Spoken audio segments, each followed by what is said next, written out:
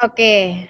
Kita Oke, dong. jadi hari ini kita belajar mengenai konsep dasar ilmu ekonomi. Jadi kan sebetulnya kalian di SMP sudah pernah belajar mengenai ekonomi, cuman pada saat itu digabungkan dengan IPS terpadu.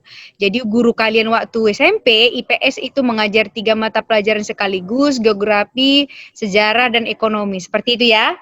Jadi kalau misalnya kalian sudah pernah dengar, Ibu, kami waktu SMP itu udah pernah loh belajar kayak pasar gitu kan, permintaan gitu kan, penawaran atau misalnya pembagian ilmu ekonomi. Nah, itu berarti sudah pernah belajar mengenai ekonomi. Jadi hari ini sebetulnya pendalaman apa yang kalian pelajari sewaktu di SMP mengenai konsep dasar ilmu ekonomi. Oke, kita mulai. Jadi yang perlu kalian pahami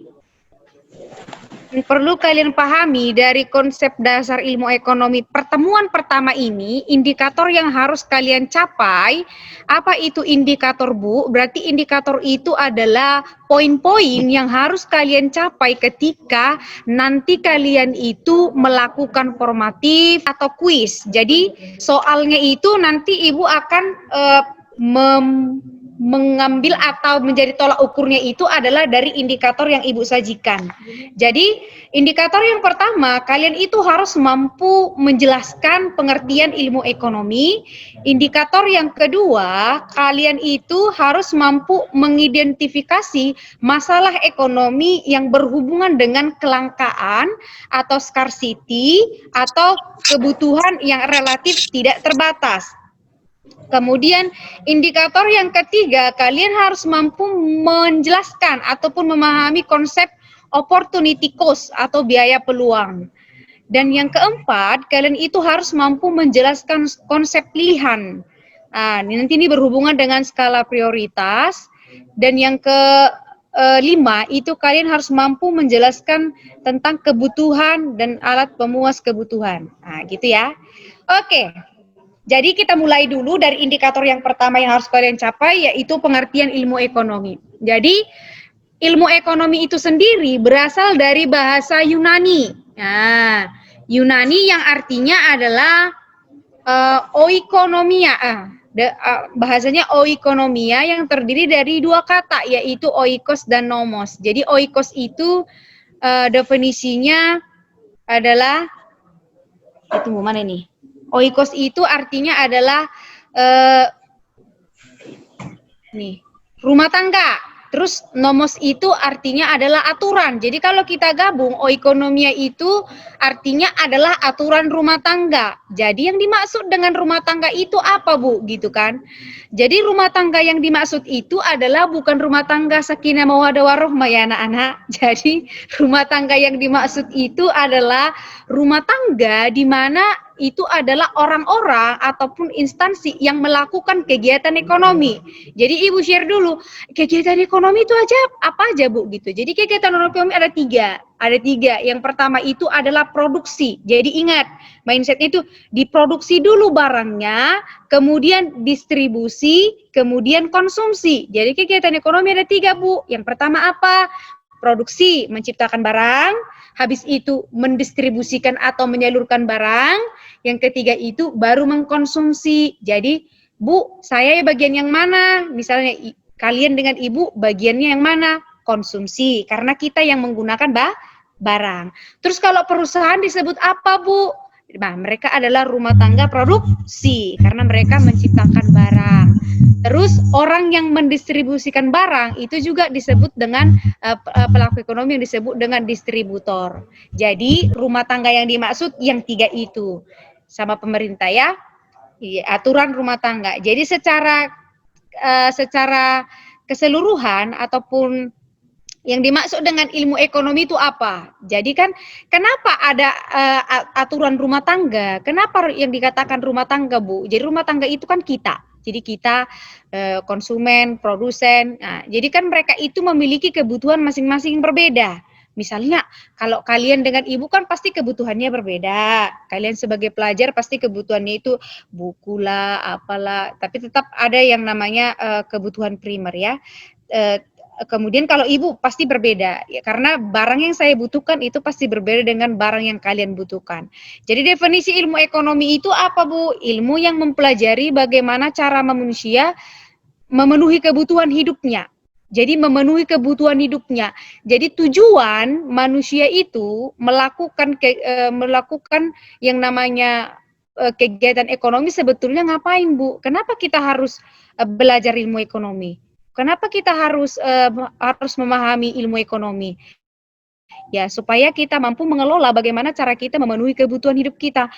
Kebutuhan itu kan digambarkan, kebutuhan yang Ibu jelaskan itu kayak misalnya apa yang kalian perlukan untuk bertahan hidup, seperti makan, ya kan, pakaian, rumah. Apa yang kalian butuhkan misalnya kalian sebagai pelajar, buku, seragam sekolah, tas gitu kan. Itu semua diatur dalam ilmu ekonomi. Oke, itu definisinya ya.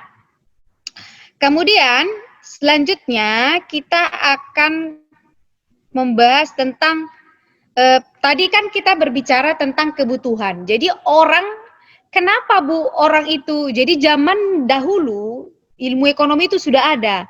Sejak kapan Bu? Sejak manusia itu sudah hidupnya tidak berpindah-pindah lagi, hidupnya tidak nomaden lagi, tidak berpindah-pindah. Jadi dia sudah belajar bercocok tanam, sudah belajar dia bagaimana berburu, bagaimana dia melaut. Berarti kenapa kita harus bercocok tanam, Bu? Tujuannya cuma satu, yaitu memenuhi kebutuhan. Nah, kebutuhan itu berbeda dengan keinginan. Itu harus bisa dipahami ya. Kebutuhan itu berbeda dengan keinginan. Keinginan itu apa, Bu? Aku sih pengennya gini, mau jalan-jalan saya ke Singapura. Itu kebutuhanmu nggak saat ini? Belum tentu, tapi itu keinginanmu. Ya keinginanmu, kebutuhanmu saat ini apa? Stay at home untuk menghindari yang namanya COVID gitu kan. Jadi padahal keinginan kamu ingin jalan-jalan, atau keinginan saya kan Bu, maunya cepat-cepat lah selesai COVID ini supaya balik ke CTF gitu kan. Udah pengen tahu kan kayak mana lah gedung CTF ini kan gitu. Pasti penasaran dong kayak mana CTF itu, kayak mana cantiknya Miss Elizabeth kan gitu. Kan penasaran kan? Karena kayak gini nampak enggak Ibu? Enggak ya. Jadi kalau ketemu kan langsung itu. Jadi pada saat ini kamu keinginannya ingin kembali ke CTF, tapi belum tentu itu merupakan kebutuhan yang saat ini. Nah, kenapa? Karena sekarang lagi ada pandemi, jadi nggak boleh kemana-mana keluar dari daerah kita, seperti itu. Jadi karena kebutuhan itu berbeda dengan keinginan, jadi kan muncullah masalah dasar ilmu ekonomi. Jadi masalah dasarnya itu apa, Bu? Tadi kan manusia itu memiliki banyak kebutuhan makan, minum, pendidikan, apalagi rekreasi. Jadi kebutuhan itu nggak harus materi dengan harus melulu dengan materi ya, Nak. Jadi kebutuhan itu bisa kayak happy, senang, bahagia, menangis, tertawa, bercengkrama, bercanda, itu juga kebutuhan. Tetapi kebutuhan yang tidak bisa kita ukur. Kan gitu. Tapi kalau misalnya pakaian, makanan, minuman itu kan bisa kita ukur gitu ya. Jadi menangis kebutuhan nggak Bu? Ya kebutuhan. Orang kalau tidak menangis namanya nggak normal ya Nak ya. Wih, kayak mana orang nggak pernah nangis ya? Atau misalnya suka sama seseorang kebutuhan nggak Bu? Ya kebutuhan. Misal suka itu nggak harus gimana ya. Misalnya, aku suka kali loh sama Sereja itu soalnya menjelaskan keren, gitu kan kita suka kan, itu kebutuhan nggak? Kebutuhan gitu. Jadi kebutuhan itu bisa diukur dan bisa juga tidak diukur gitu ya. Oke, jadi masalahnya apa Bu? Tadi saking banyaknya kebutuhan itu, saking banyaknya kebutuhan itu, sedangkan jadi muncullah yang namanya masalah ekonomi.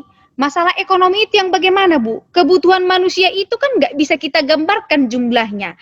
Contoh, misalnya siswa cewek gitu kan, perempuan. Bu, aku mah gampang. Cukup ya jilbab saya Bu, cuman 2. Tak mungkin. Itu tidak mungkin. Pasti kalian pilih udah warna pink, bunga-bunga, kembang-kembang, warna ungu, warna kuning, macam-macam. Kalau boleh bukan disamakan dengan pakaiannya. Terus cukup nggak yang laki-laki? Cukup nggak cuman satu sepatu. Enggak lah Bu, kan sepatu olahraga beda, sepatu mejeng beda, sepatu sekolah beda, sepatu ini beda, harus beda lah Bu. Gitu. Itu yang namanya kebutuhan. Jadi kalau kita akumulasikan jumlah kebutuhan manusia itu tidak terbatas. Sedangkan alat pemuas, jadi alat pemuas itu kan berupa barang dan jasa. Misal, aku lapar, aku butuh makanan. Berarti supaya saya kenyang, berarti saya harus makan. Berarti pemuas kebutuhan saya saat ini adalah makan. Terus, saya lagi demam, Bu. Alat pemuas kebutuhan demam itu apa? Supaya sembuh demamnya. Oh, obat. Nah, gitu. Jadi kan gambarannya kebutuhan manusia itu tidak terbatas. Gak ada batasannya. Kalau kita tanya, cukup sama seperti hal yang Ibu bilang tadi, cukup gak satu jilbab? Enggak. Cukup gak satu sepatu? Enggak. Cukup gak cuman makan nasi? Ya enggak lah Bu, harus ada lauknya kan gitu. Kalau boleh tambah sayurnya Bu. Kalau boleh lauknya 2 macam Bu. Gitu kan. Kan gak cukup. Makanya muncullah yang masalah ekonomi. Masalahnya itu adalah kebutuhan manusia itu nggak ada batasnya, sedangkan alat pemuas kebutuhan berupa barang dan jasa pasti terbatas, gitu kan? Kenapa terbatas, Bu? Iya, kalau beli hijab yang baru dan tren terbaru kan butuh duit, nah atau butuh uang, sedangkan jumlah uang sangat terbatas. Itu contohnya. Kemudian, nah dari situ, dari kesenjangan antara kebutuhan dan alat pemuas kebutuhan, maka muncul yang namanya kelangkaan. Jadi di dalam bahasa Inggris adalah scarcity. Kelangkaan itu gambarannya seperti apa gitu. Jadi kelangkaan itu gambarnya gini. Bu, saya kan pelajar kelas 10 di SMA Unggulan CT Foundation. Terus kebutuhan saya itu banyak, Bu. Saya mau beli buku, Bu. Beli buku tulis gitu kan. Mau beli paket biar bisa Zoom. Contoh kan. Belajar online. Habis itu mau beli buku bacaan, Bu. Habis itu, Bu, kan aku hari Minggu ini mau pergi aku, Bu, ke rumah saudara. Jadi agak-agak mau bawa sesuatu lah ke sana gitu kan. Jadi ada 4 kebutuhan. Jadi kalau ditotalkan semua ini 50, 200 ribu. Sementara uang kamu misalnya adanya cuma 50 ribu. Ya kan? Jadi kan uangnya terbatas. Sementara yang harus saya penuhi, Bu, ada 4 ini, Bu, dalam waktu dekat. Nah, itu yang disebut dengan kelangkaan. Yang mana yang langka? Uangnya. Kenapa langka dikatakan terbatas jumlahnya? Sedangkan yang saya harus penuhi ada 4 kebutuhan gitu. Jadi itu disebut dengan kelangkaan. Habis itu dari situ muncullah yang ini ya contohnya ya. Contoh dari kelangkaan itu keterbatasan waktu juga merupakan kelangkaan. Bu, misal saya hari ini punya waktu 1 jam habis live teaching gitu kan. 1 jam untuk melakukan mengerjakan kuis di psikologi, membaca modul semua kuis 1 jam, membaca modul psikologi 1 jam, membaca buku juga 1 jam. Nah, ini bisa disebut dengan kelangkaan karena waktunya cuma 1 jam tapi melakukan tiga hal. Jadi itu disebut langka juga. Keterbatasan tenaga juga kelangkaan, keterbatasan uang juga kelangkaan. Jadi langka itu artinya adalah jumlahnya terbatas gitu ya. Kemudian dari kelangkaan ini kan gini, tadi kan kamu punya problem. 4 yang seharus penuhi tadi, Bu. Beli buku tulis, beli buku bacaan, habis itu beli pergi ke rumah saudara, rupanya uang saya cuma 50 ribu, Bu, gitu kan. Jadi bagaimana caranya? Nah, kamu harus buat pilihan. Nah, buat pilihannya itu melalui apa? Buat pilihannya itu, misal, contohnya ini, Andi memiliki, buat pilihan tadi 4 itu ya. Ini nanti Ibu jelaskan lagi 4 itu. Buat pilihan dari 50 ribu ini mana yang harus saya utamakan? Maka kamu harus buat yang namanya menyusun skala prioritas. Skala prioritas itu daftar kebutuhan kita mana yang paling penting dan mendesak sampai yang tidak penting dan tidak mendesak. Kan ada yang penting tidak mendesak. Penting kali ini saya makan tapi kan nggak lapar. berarti bukan harus saya penuhi detik ini juga. Tapi ada yang tidak penting tapi mendesak. Contohnya apa? Hari ini saya harus misalnya ketemu teman tapi mendesak gitu. Jadi harus kamu lakukan hari ini juga. Nah, buat skala prioritas, baru tentukan pilihan. Dari keempat tadi pilihan yang Ibu buat tadi, kamu pilih yang mana? Beli buku catatan, beli buku tulis, atau ke rumah saudara. Nah, terus kamu berpikir, nanti kan Bu Lisbeth itu mau menerangkan ekonomi, jadi saya beli buku catatan dulu deh. Besok kalau misalnya masih ada kesempatan lagi, pasti akan saya beli buku bacaan atau pergi ke rumah saudara. Jadi kamu tentukan pilihannya, ya kan? Nah, contoh yang lain gini, Andi memiliki kesempatan bekerja di toko A dengan gaji 10 US dollar. Dan di toko B 20 US dollar. Nah, kalau orang yang berpikir rasional pasti milih yang mana tuh? Yang gajinya 10 atau yang 20? 20. Oh iya. Ya. Berarti masih rasional ya semua ya. Pilih yang 20 karena kenapa Bu? Kan lebih gede gitu kan. Kamu urutkan dulu. Oh, ternyata lebih gede 20 gitu. Kemudian pilihan ini nanti akan menimbulkan yang namanya opportunity cost. Opportunity cost itu adalah biaya yang dikorbankan yang paling bagus karena memilih salah satu alternatif. Jadi opportunity cost itu sama dengan biaya peluang. Biaya peluang itu sama dengan biaya kesempatan atau biaya implisit. Itu sama ya, implisit, peluang, kesempatan, opportunity cost itu sama. Itu yang bagaimana? Nah, tadi kan kamu memilih bekerja di toko A dan di toko B.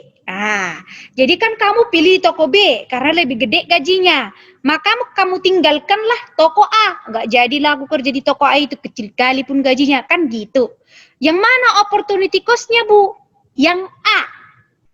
Ingat ya, yang A. Kenapa? Karena kamu tinggalkan. Nah, jadi yang mana? Itu kan karena kalau dia dua pilihan ya, yang kamu tinggalkan, kamu nggak ambil kesempatan itu. Contoh yang lain, gimana lagi Bu? Misal, tamat kemarin kamu pasti milih dong sekolah-sekolah yang paling bagus gitulah. Misal kamu pilih CTF yang pertama dulu, atau kalau orang penyambungan milih MAN penyambungan, MAN 1 penyambungan gitu kan, grade-nya bagus gitulah ya kan. Terus kamu pilih Matauli Pandan, Sibolga 3, kamu pilih SMA Del yang di Bali G ada 4 ya kan. Kamu misalnya diterima di 4-4-nya, rupanya aku milih di CTF karena apa? Full dia beasiswa. Jadi kamu tinggalkan yang 3 ini tadi. Kamu kan tinggalkan yang 3 tadi. Yang mana ini opportunity cost-nya Bu? Apa 3-3-nya? Enggak. Pilih salah satu mana yang paling bagus. Kalau menurut penilaian kamu yang paling bagus itu adalah Del dibandingkan dengan Matauli, dibandingkan MAN penyambungan, maka opportunity cost-mu adalah Del. Tapi kalau menurut penilaian kamu ternyata grade-nya itu lebih bagus MAN 1 penyambungan dibandingkan Del, dibandingkan dengan Matauli Pandan, maka opportunity cost kamu yang mana? MAN 1 penyambungan. Paham nak sampai di situ? Paham. Jadi ingat opportunity paham ya? Opportunity cost itu atau biaya kesempatan itu adalah kesempatan yang kita korbankan karena memilih salah satu alternatif. Misal contoh yang lain. Sini ada ya. Contoh yang lain, misal kamu pergi punya waktu 2 jam. 2 jam punya waktu kosong. Terus ada yang 2 jam ini mau kau manfaatkan. Membaca novel. Habis itu belajar, membaca novel. Habis itu jalan-jalan sama teman. Menemani ibu ke ladang. Jadi ada 3. Membaca novel, menemani ibu ke ladang, sama jalan-jalan sama teman. Sebenarnya kamu pengen sekali membaca novel. Pengen kali novel Terelie gitu kan, pengen sekali. Cuman karena pada saat mau besok kamu ada ulangan fisika, nah kamu putuskan besok kan saya ulangan fisika, gimana ini?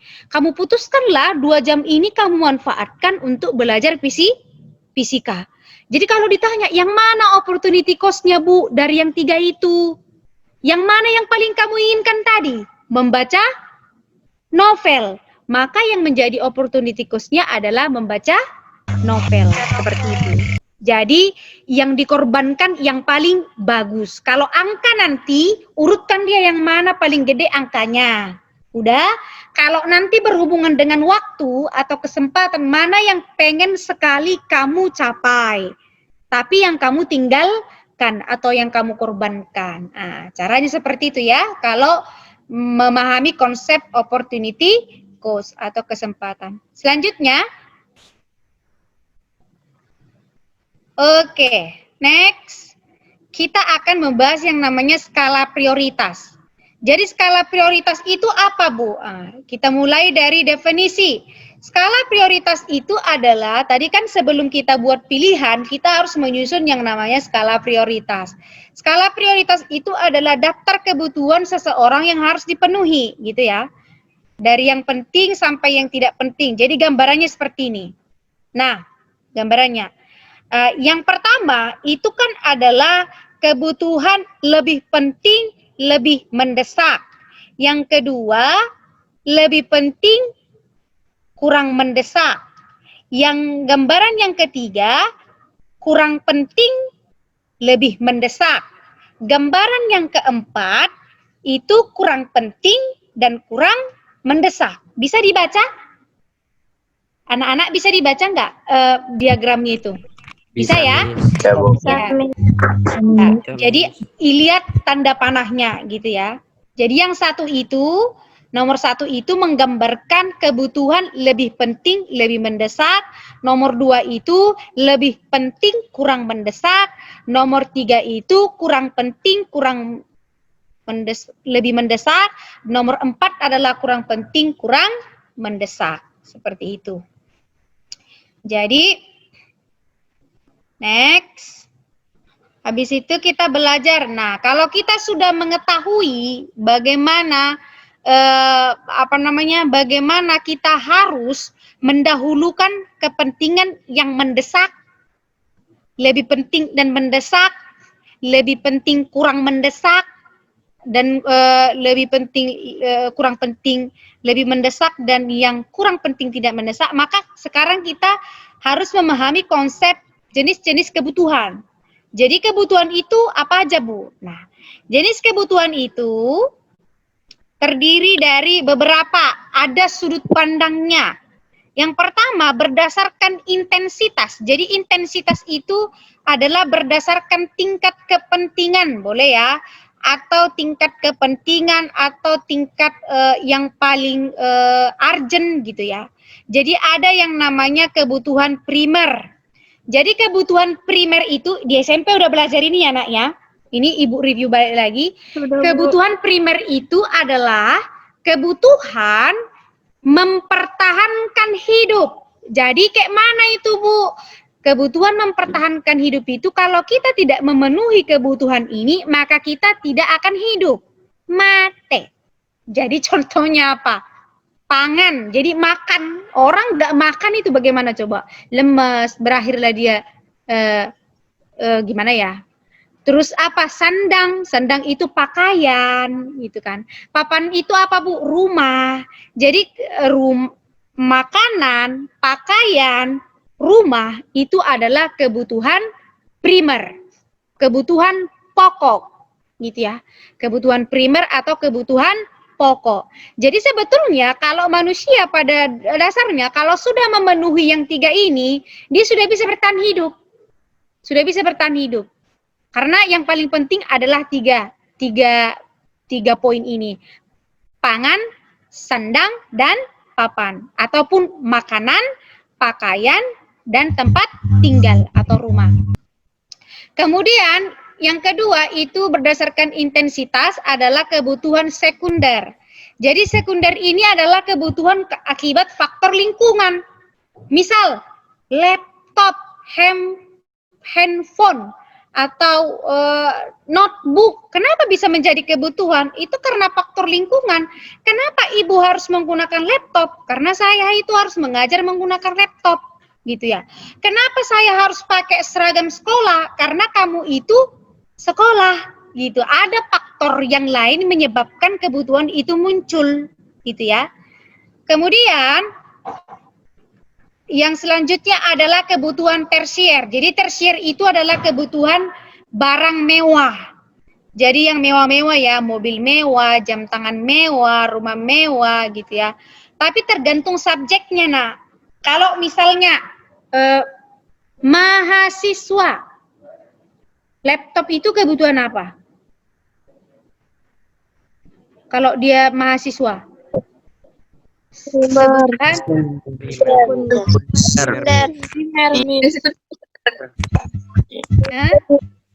Primer. Jadi gambarannya kalau misalnya mahasiswa itu adalah sekunder. Terus kalau pengusaha itu laptop kebutuhan primer, sekunder atau tersier? Primer. Primer. Ya, primer. Karena dia pengusaha gitu ya.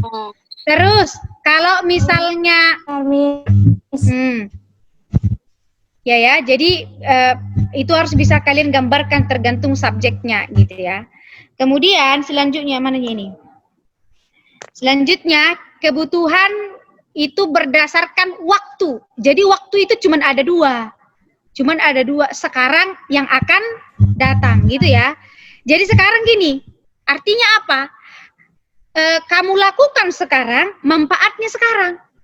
Kamu lakukan sekarang, manfaatnya sekarang. Contoh, lapar, berarti harus makan, berarti kebutuhan sekarang. Sakit, obat ketika sakit, kebutuhan sekarang. Karena sekarang kamu sakit, maka sekarang kamu minum obat. Nggak mungkin minum obat dulu sekarang supaya nggak sakit-sakit, nggak mungkin kan? Itu analoginya terbalik. Kemudian yang akan datang, kamu lakukan sekarang, manfaatnya yang akan datang. Contohnya apa, Bu? Menabung. Kalau kamu menabung sekarang, kan kamu petiknya nanti. Atau kamu belajar sekarang, manfaatnya nanti. Atau kamu investasi sekarang, manfaatnya nanti, gitu ya. Itu ya. Jadi kebutuhan berdasarkan waktu itu ada dua, sekarang dan yang akan datang. Kalau sekarang, harus dipenuhi sekarang. Manfaatnya juga sekarang. Kalau yang akan datang, kamu lakukan sekarang, manfaatnya yang akan datang. Jadi belajar ini manfaatnya bukan sekarang, nanti. Jadi dari disebutnya apa? Tamat SMA gitu ya. Dari SMA unggulan City Foundation gitu ya. Terus kamu kuliah. Habis itu kerja. Jadi 4 tahun kamu kuliah, manfaatnya next time akan kamu tuai. Menabung hari ini, nanti kamu next time baru kamu tuai. Tapi kalau makan sekarang, ya manfaatnya sekarang. Untuk apa gitu ya. Untuk menghilangkan rasa lapar. Yang ketiga, itu kebutuhan berdasarkan sifatnya. Jadi sifatnya itu ada dua, jasmani, ada rohani. Jadi jasmani itu yang berhubungan dengan badania, berarti kebutuhan fisik. Apa itu, Bu? Makanan, pakaian, rumah. Karena kalau kita makan, kebutuhannya untuk fisik kita. Pakaian juga untuk melindungi tubuh kita. Rumah juga untuk melindungi tubuh kita, gitu ya. Ada yang kebutuhan rohani. Apa itu, Bu? Ibadah. Ibadah itu, jadi kebutuhan rohani itu tidak ada bisa diukur. Ibadah, kebahagiaan, kesenangan, senyum pepsoden juga kebutuhan. Kebutuhan rohani. Menangis saya, Bu. Itu kebutuhan enggak? Kebutuhan lah, nak. Orang itu harus menangis. Saya lagi bersedih, Bu. Kebutuhan enggak? Kebutuhan. Kalau orang tidak pernah bersedih, namanya abnormal, nah. Itu kebutuhan ya. Jadi wajar-wajar saja kamu menangis, kamu sedih, kamu senang, kamu tersenyum, kamu misalnya merengut, itu kebutuhan. Jadi gak ada yang salah di situ. Itu sudah bawaan lahir manusia harus seperti itu ya. Yang selanjutnya adalah kebutuhan berdasarkan bentuk. Ada yang bisa diukur dengan materi, ada yang tidak bisa diukur dengan materi. Jadi kebutuhan material itu contohnya nanti adalah makan, pakaian, rumah ya, sama ya. Immaterial itu adalah contohnya kebahagiaan, kesenangan, ibadah gitu ya. Selanjutnya kebutuhan berdasarkan golongannya. Subjektif. Jadi kebutuhan subjektif itu adalah golongan, adalah kebutuhan pribadi. Misal contoh gini, pensil itu adalah kebutuhan subjektif. Kenapa, Bu? Karena pensil itu nggak dibutuhkan semua orang. Nggak semua orang butuh pensil. Contoh, bapak ibu kita di rumah kan petani, misal. Dia tidak butuh pensil, yang dibutuhkan apa? Cangkul. Saya bisa dipahami ya, Nak? Cangkul itu untuk petani, berarti kebutuhan subjektif. Jadi subjektif itu apa, Bu? Hanya sebagian orang yang membutuhkan benda tersebut atau kebutuhan tersebut. Pensil berarti hanya siswa, subjektif.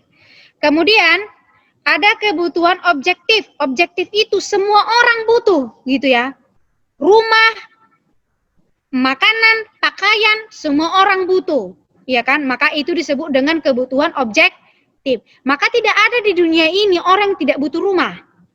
Tidak ada di dunia ini orang yang tidak butuh makanan atau pakaian, semua pasti butuh. Maka rumah itu kebutuhan objektif, pensil itu kebutuhan subjektif, misalnya cangkul kebutuhan subjektif, misalnya spidol juga kebutuhan subjektif. Seragam sekolah kebutuhan subjektif. Minuman kebutuhan apa itu minum? Subjek atau objek? Iya, objektif. Berarti objektif. Betul. Iya, kebutuhan objektif. Jadi sudah paham ya? Kemudian kebutuhan berdasarkan next. Jadi kalau kita buat gambarannya, satu barang itu bisa jadi beda. Misal, makanan. Kalau berdasarkan intensitas, dia kebutuhan apa, Nak? Primer, sekunder, atau tersier? Primer. Kalau berdasarkan waktu, kebutuhan apa? Sekarang. Ya, sekarang. Kalau berdasarkan sifatnya? Jasmani, Mem. Jasmani. Kalau berdasarkan bentuknya? Material. Kalau berdasarkan golongannya? Objektif. Iya, objektif. Sudah paham ya? Berarti satu benda itu bisa kita kategorikan kebutuhannya berdasarkan sudut pandangnya. Paham ya, Nak? Oke. Next. Kalau sudah paham mengenai jenis-jenis kebutuhan, maka sekarang kita akan belajar memahami yang namanya jenis-jenis barang. Jenis-jenis barang atau alat pemuas kebutuhan. Tadi kan? Jenis-jenis barang atau alat pemuas kebutuhan yang Ibu bahas tadi, ya. Yang Ibu apa? Oke. Yang pertama, ada nanti barang itu berdasarkan cara memperoleh. Jadi cara memperoleh gini. Gimana kamu mendapatkan barang itu? Ada nanti barang yang kamu peroleh secara cuma-cuma. Nah, cuma-cuma, nggak perlu bayar, Bu. Nah, itu namanya adalah barang bebas. Jadi contohnya apa? Udara, air, matahari, itu kan barang bebas. Karena apa? Nggak perlu bayar lah, Bu, kalau udara. Tetapi lihat situasi dan kondisi. Jadi kayak mana, Bu? Kalau udara bersih di daerah pegunungan, namanya pegunungan ya, kayak di Penyabungan atau di Sidimpuan kah, itu pasti udara bersihnya banyak, maka dia barang bebas. Tapi kalau kita gambarkan udara bersih di daerah perkotaan, maka itu barang ekonomi. Kenapa, Ibu?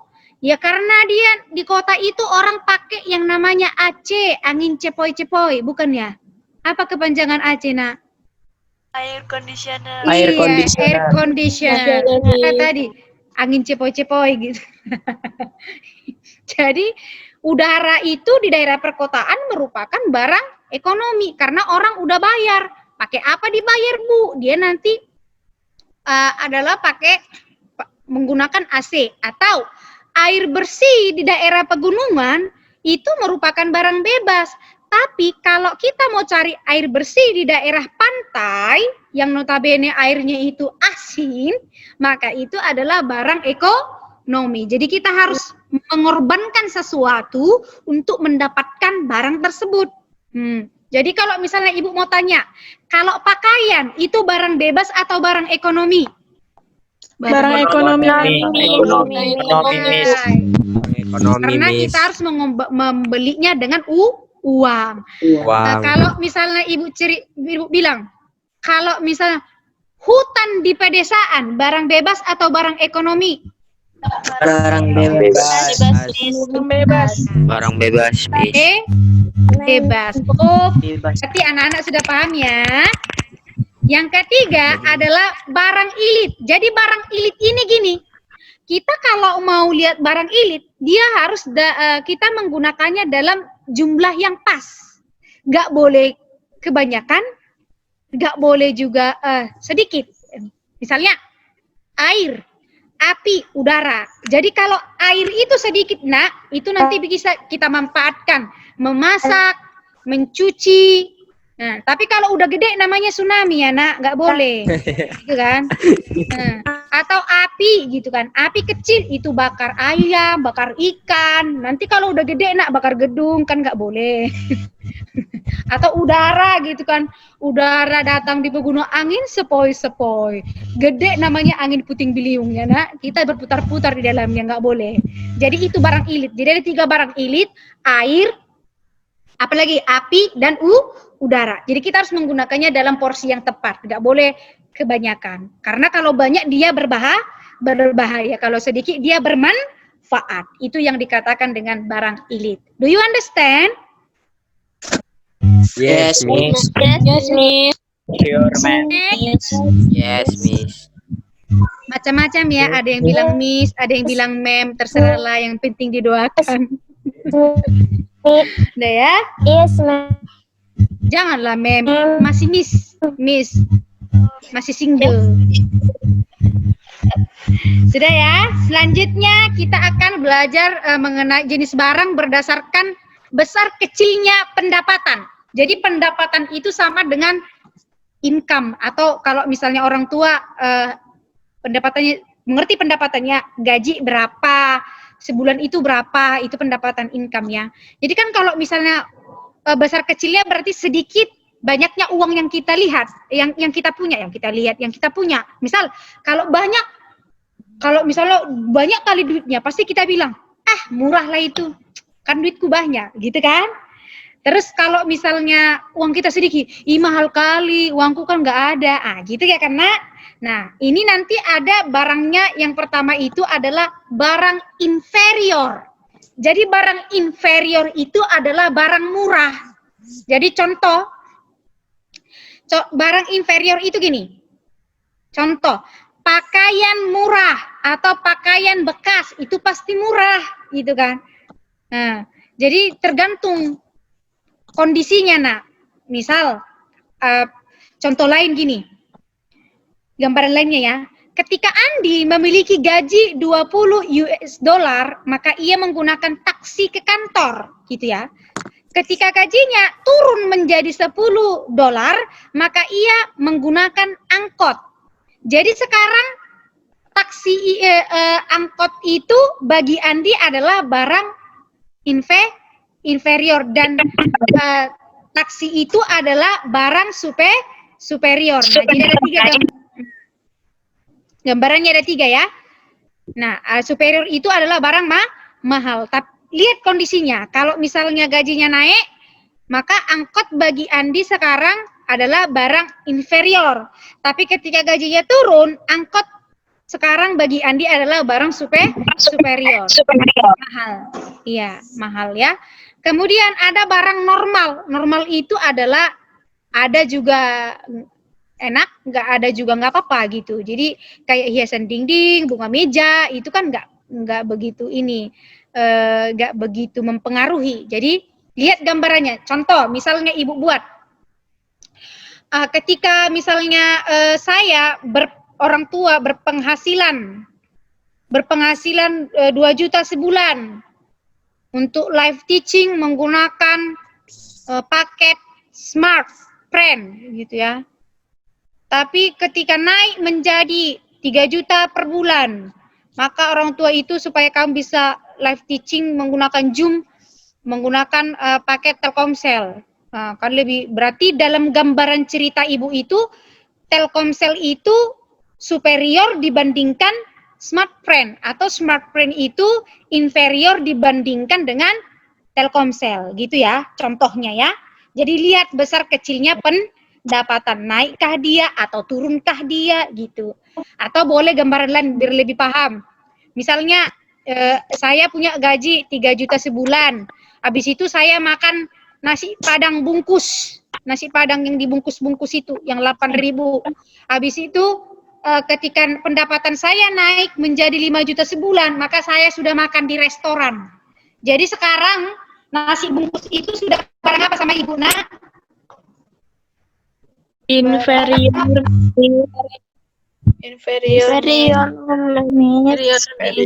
Your miss. Jadi nasi Inferior bungkus atau itu murah, Miss?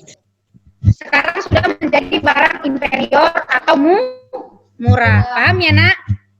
Oke. Next, kita bahas mengenai tentang barang berdasarkan kegunaan. Jadi di dunia ini kan berpasang-pasangan ya, laki-laki dan perempuan gitu kan.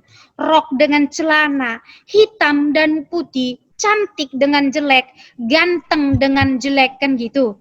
Apalagi tebal dengan tipis gitu kan. Jadi barang juga gitu. Misal, kamu punya buku, pasti ada pasangan buku itu. Supaya buku itu bermanfaat, maka harus kamu tulis dengan pensil atau pulpen gitu ya.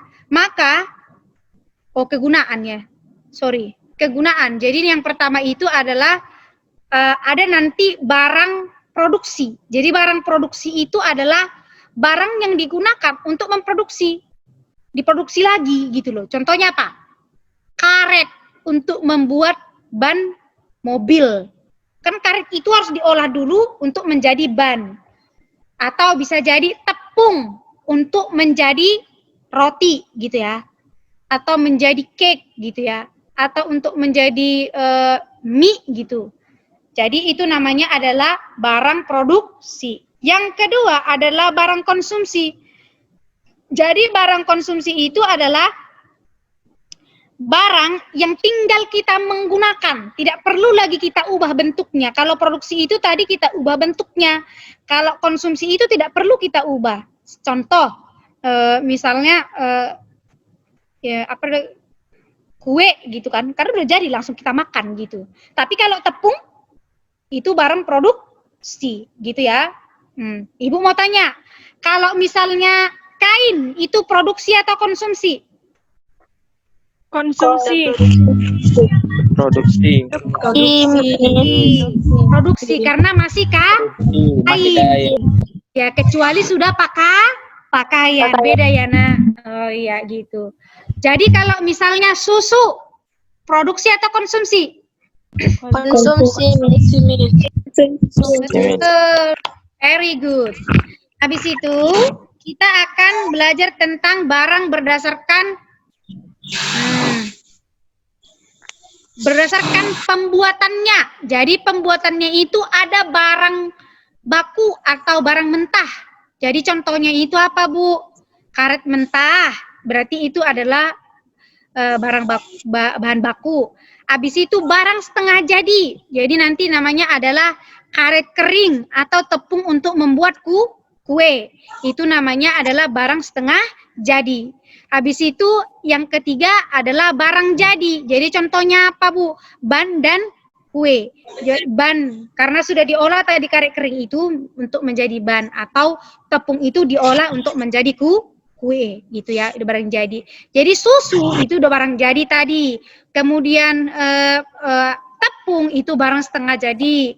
Kemudian ubi itu barang mentahnya. Karena dari ubi menjadi tepung, dari tepung menjadi kue. Atau gambaran lain, dari kapas berarti barang mentah, jadi benang itu berarti benang menjadi barang setengah jadi atau kain, habis itu pakaian, dia sudah menjadi barang jadi. Oke, paham nak sampai di situ? Paham, Miss. Paham ya? Paham, Miss. Oke. Pahami. Next, kita bahas tentang barang berdasarkan hubungannya. Ini tadi yang sempat Ibu jelaskan, tapi terputus ya. Karena tak tengoklah screen-nya ini, gitu ya. Tak nampak dia. Jadi berdasarkan hubungannya, tadi Ibu bilang barang itu pasti memiliki hubungan dengan barang lain. Pernah nggak waktu di SMP kan kelas 2 udah belajar ini anak ya? Gurunya bilang, kopi dengan teh, kopi dengan gula, gitu ya. Nah, jadi ini kita bahas. Yang pertama itu adalah barang substitusi atau barang pengganti. Jadi barang pengganti gimana? Jadi barang pengganti itu gini dia, konsepnya adalah manfaatnya atau kegunaannya sama. Contoh, kopi itu manfaat dan manfaatnya sama dengan kopi dengan teh, gitu ya. Jadi gambarannya gini, kopi bisa menggantikan teh, ya kan? Jadi kalau Ibu mau tanya, sepeda motor bisa menggantikan apa? Sepeda. Ya, sepeda boleh ya. Terlalu jauh. Atau menggantikan mobil gitu ya. Atau angkutan umum bisa menggantikan taksi gitu ya. Atau boleh nanti pensil bisa menggantikan pulpen gitu. Ya. Habis itu madu bisa menggantikan gula. Nah, mobil bisa menggantikan motor gitu ya. Itu namanya barang substitusi atau barang pengganti. Kemudian yang kedua adalah pelengkap. Nah, pelengkap ini yang namanya kalau sendirian dia nggak ada manfaatnya, harus digabung dengan barang lain supaya dia bernilai lebih. Jadi contohnya apa itu, Bu? Kopi bisa melengkapi gula. Nikmat gak rasanya minum kopi tanpa gula? Aduh, hidup serasa pahit. Gitu ya. Lazimnya orang itu kopi itu dilengkapi dengan gula. Atau teh itu dilengkapi dengan gula. Atau mobil dilengkapi dengan bensin, gitu ya. Mana mungkin kan kalau bensin, mobil itu nggak ada bensin, nggak jalan-jalan dia nak. Habis itu apa lagi? Kemeja bisa dilengkapi dengan rok atau celana. Nah, itu yang disebut dengan barang pelengkap atau barang komplementer. Komplement itu artinya melengkapi. Jadi yang substitusi. Jadi Ibu mau tanya dulu. Susu dengan kopi barang apa? Barang Substitusi, Pengganti. Barang substitusi. Nah, itu salah, nah. Semua bilang substitusi kan? Salah. Iya. Yang benar itu adalah barang komplementer.